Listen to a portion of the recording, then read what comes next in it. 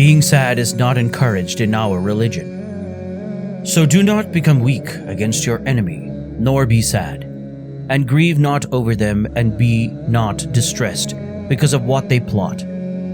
Be not sad, surely Allah is with us. Referring to true believers, Allah informs us that upon such shall come no fear, nor shall they grieve. Sadness enervates the soul's will to act and paralyzes the body into inactivity. Sadness prevents one from action instead of compelling one towards it. The heart benefits nothing through grief. The most beloved thing to the devil is to make the worshipper sad in order to prevent him from continuing on his path. Allah the Exalted says, "Secret counsels, conspiracies are only from Satan, in order that he may cause grief to the believers." In the following hadith, the Prophet said, "In a company of 3, it is forbidden for 2 to hold secret counsel to the exclusion of the third, since doing so will be a cause of sadness for him." Contrary to what some believe, those who have an extreme ascetic bent, the believer should not seek out sadness, because sadness is a harmful condition that afflicts the soul. The Muslim must repel sadness and fight it in any way that is permissible in our religion. There is no real benefit to sadness. The Prophet sought refuge from it in the following supplication: "O Allah, I seek refuge in you from anxiety and grief." Grief is coupled with anxiety in this hadith. The difference between the two is that if a bad feeling is related to what is going to happen in the future, then one is feeling anxiety. And if the cause of this feeling concerns the past, then one is feeling grief. Both of them weaken the heart, causing inactivity and a decrease in willpower. Despite what has been mentioned above, grief may sometimes be both inevitable and necessary.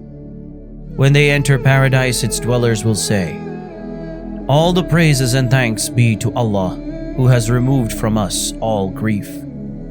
This verse implies that they were afflicted with grief in this life, just as they were afflicted with other forms of hardship, both of which were out of their control. So whenever one is overcome by grief and there is no way to avoid it, one is rewarded because grief is a form of hardship, and the believer is rewarded for going through hardship. Nonetheless, the believer must ward off grief with supplication and other practical means.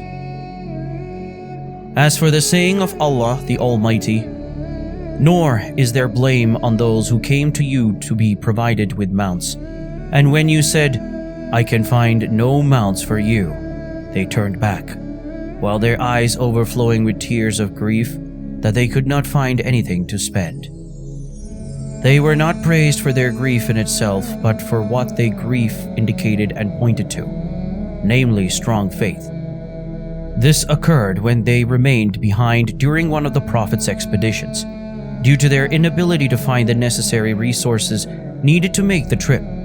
The verse also exposed the hypocrites, because they did not feel grief when they remained behind. Therefore, the good kind of grief is that which stems from missing out an opportunity to do a good deed, or from performing a sin. When one feels sad because he was negligent in fulfilling the rights of Allah, he shows a characteristic of a person who is on the right path.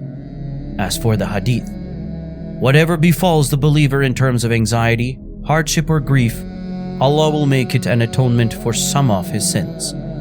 It indicates that grief is a trial with which the believer is afflicted, and through which some of his sins are atoned for. However, it does not indicate that grief is something to be sought after. The believer should not seek out means to finding grief, thinking that he is performing an act of worship. If this were the case, then the Prophet would have been the first to apply this principle. But he didn't search out for misery. Rather, his face was always smiling, his heart was content, and he was continually joyful.